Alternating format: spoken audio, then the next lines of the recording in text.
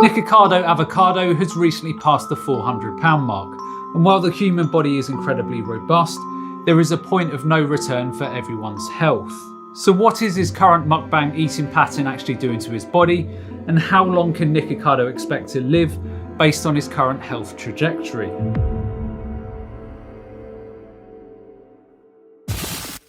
Nikocado started his mukbang dietary pattern in 2016, and in just 7 years he's gone from £170 to well over £400. So before we look at what this has done to his life expectancy, let's rewind and actually look at what has likely happened in his body over the last 7 years. The excessive consumption of calories that he has been eating has led to a build-up of body fat, particularly in his abdominal region. As the level of fat has increased, it has also accumulated within his liver and muscle tissues, which have no doubt resulted in him developing non-alcoholic fatty liver disease. This accumulation of fat in his liver has led to fairly severe insulin resistance, in which Nikocado's cells are not responding properly to insulin.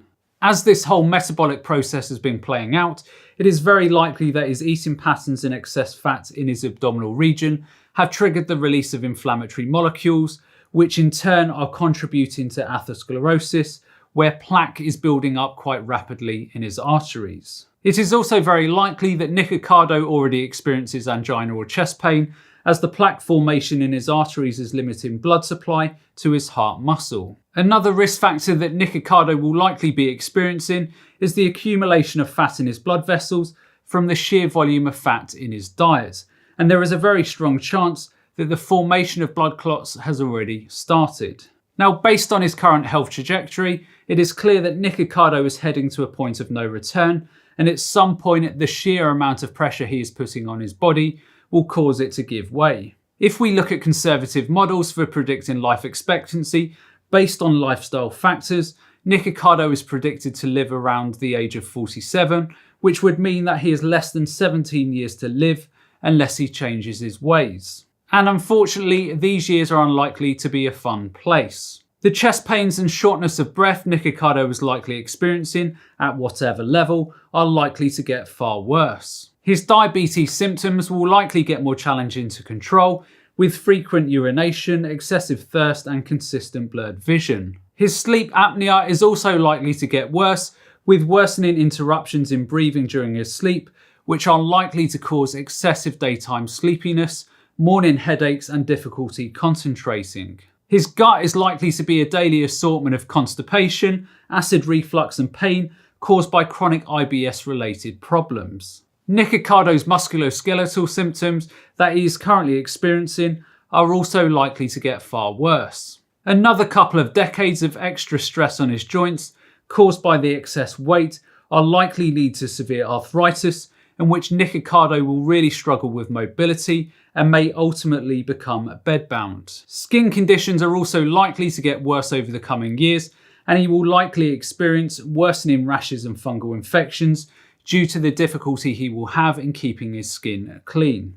And all of this will take a significant toll on his mental health. By now, Nikocado is likely suffering from low self-esteem, depression and anxiety, and this will likely get worse over the coming decades due to his physical and social limitations caused by his mukbang dietary patterns. And the likely end outcome for Nikocado is even less fun. Statistically, it will be a heart attack that gets Nikocado. So Nikocado, now around 47, will experience sudden onset of chest pain as he experiences myocardial infarction, as his blood flow to the portion of his heart is blocked.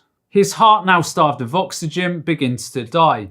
The pain in his chest gets worse, and he is also experiencing shortness of breath, sweating and dizziness. Drifting in and out of consciousness, Nikocado's attempts to get to the phone and call for help are futile, and his heart finally gives way. Now, I've mapped all of this out not to gain views off the back of his name or to mock him, but purely to show there is another way. For Nikocado, it doesn't have to end this way.